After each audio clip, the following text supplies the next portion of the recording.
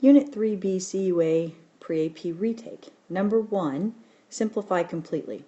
You have two complex numbers, and you can see the operation in between is to subtract. Right? So, complex numbers are made up of real parts and imaginary parts, and like terms go with like terms. So we would subtract the real parts, 5 minus 9, which is negative 4. And then we would subtract the imaginary parts, negative 6i minus a negative 2i.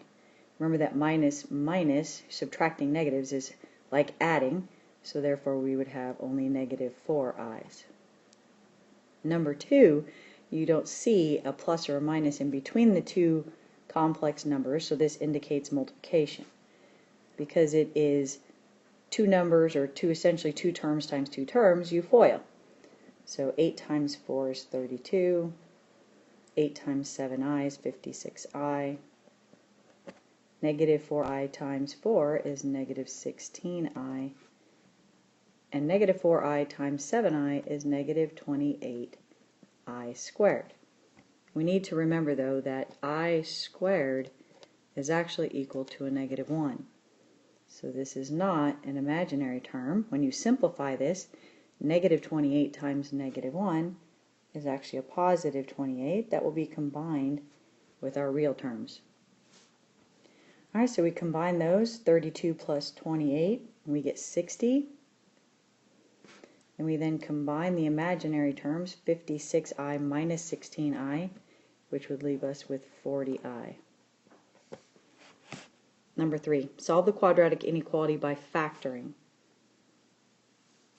Right? Well, before we can solve this, it has to equal 0, so we're going to add 4 to both sides and get x squared plus 7x minus 8 is less than or equal to 0. We're going to factor this. Factors of negative 8 that add up to 7 would be 8 and a negative 1. Positive 8, negative 1, less than or equal to 0. Now that it's in factored form, we can identify the roots. The root for the first factor would be a negative 8, and the root for the second one would be a positive 1. At this point, we would place those on a number line. All right, we know that the points are included because of the line underneath the inequality, so we use closed circles. And now we need to determine shading. There's only two possibilities. We're either going to shade in between or we would shade away. So we locate the 0 on the number line and we can do the 0 test. The 0 test determines whether 0 is an actual solution. So we would substitute in 0 here, 0x squared plus 7 times 0. Well, those are all 0, so we end up with negative 8 is less than or equal to 0. Well, that is true. And so that means that 0 must be within the shaded region. So we would shade in between those two. All right, we now write our answer in either inequality or interval notation. I'll use interval notation, so bracket because it's included, negative 8, comma 1 bracket. Number 4, solve the equation 0 equals x squared plus 8x plus 25 by completing the square. Now we learned two ways of completing the square. One was algebraically, where we take the constants to the other side and start our process. Right? And so we would subtract 25, but we know we're going to end up adding something because we're going to be completing a square. All right, that would equal x squared plus 8x plus that c value that would complete the square. C is b divided by 2 squared. 8 divided by 2 is 4. 4 squared is 16. So we'd have to add 16 to both sides to keep the equation balanced. So on the left-hand side, we would combine like terms. We would get negative 9. On the right-hand side, you have to factor this. So we get x, keep square root of x squared, keep the sign of the middle term, square root of 16 is 4. Now we're trying to solve this. We have essentially completed the square so that we do not have x squareds and 8x's. They're all combined within the parentheses. To solve it, we're still solving for x. Alright, so we would undo the square using the square root of both sides. And since we took the square root of an x, you'd have to use plus or minus. So we simplify the radical. Square root of negative 9 is 3i. And so we have plus or minus 3i. On the right-hand side, the square and the square root cancel each other out, so we get out x plus 4. So we now subtract 4 from both sides. And we end up with x equals, you cannot combine a real number and imaginary number, so we just end up with negative 4 plus or minus 3i. We have two solutions, two complex solutions. So x equals negative 4 plus or minus 3i. All right, number 5. This time we're going to solve using the square root method. The square root method is really just PEMDAS in reverse. It's just our normal solving method. All right? PEMDAS in reverse. So we would undo any addition or subtraction first with its inverse. So here we see negative 4x squared minus 112 equals 0. So we have to undo that subtraction with addition.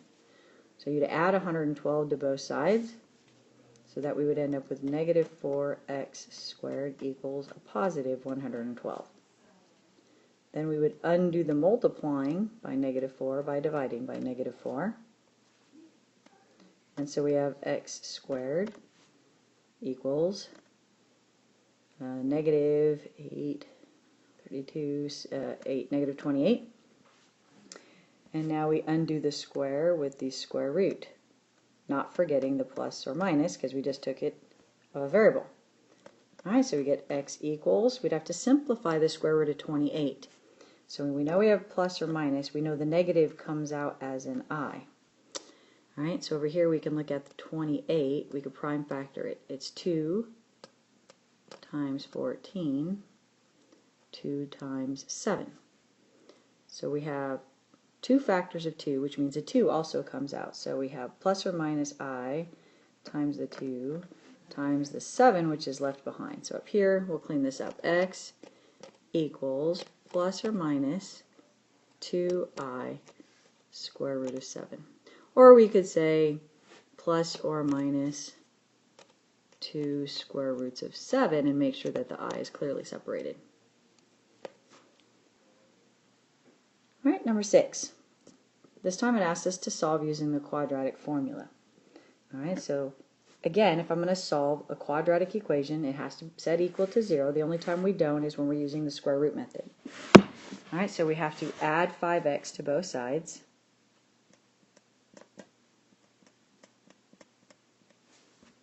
All right, we now have 2x squared. We're going to put this in standard form, so we're going to put the 5x in between. Minus 4 equals 0. Now we identify our a, b, and our c. So a is in front of the x squared, so it's a 2. B is in front of the x, so it's a 5. And c is the constant, which is negative 4. So quadratic formula, x equals big, long fraction. It's the opposite of the b term, so b is positive 5, this is negative 5. Plus or minus, that's where we get our two solutions from. Square root, and here we have a lot of substitution. So it's b squared. So in parentheses, you must use for substitution. Minus 4 times the a, which was 2, times the c, which is negative 4. All of this is over 2 times a, so 2 times 2. All right, as I taught you before, you should simplify the discriminant first so that you know what you're looking at. So we still have the negative 5 plus or minus square root, the denominator, 2 times 2 is 4.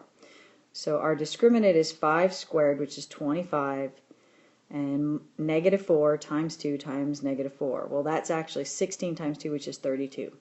So 32 plus 25,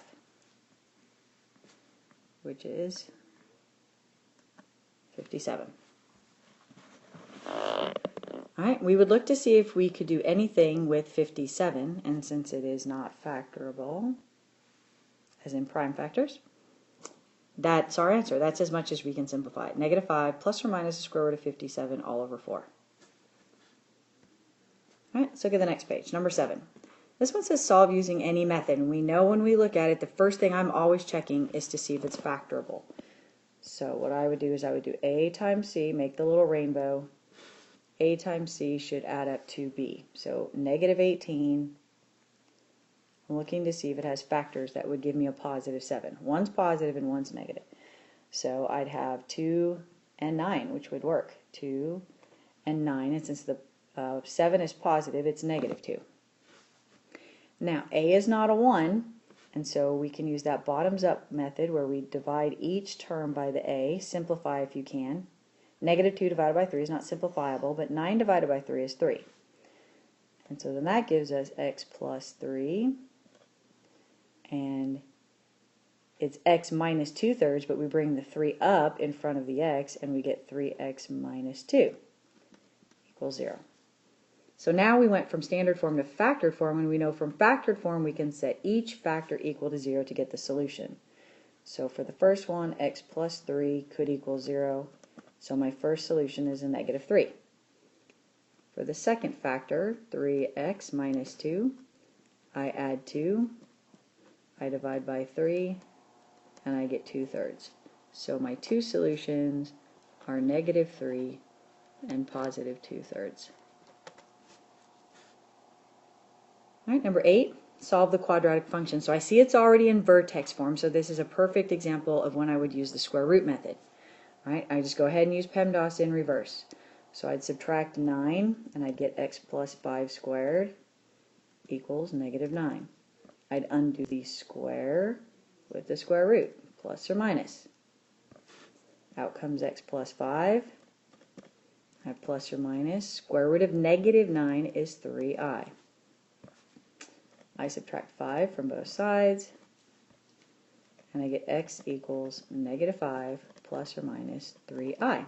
Two complex roots or solutions, plus or minus 3i.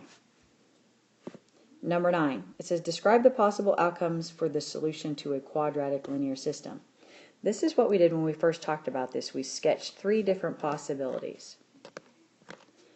Right? So if I have a quadratic equation, the question was, what are my possibilities with a linear?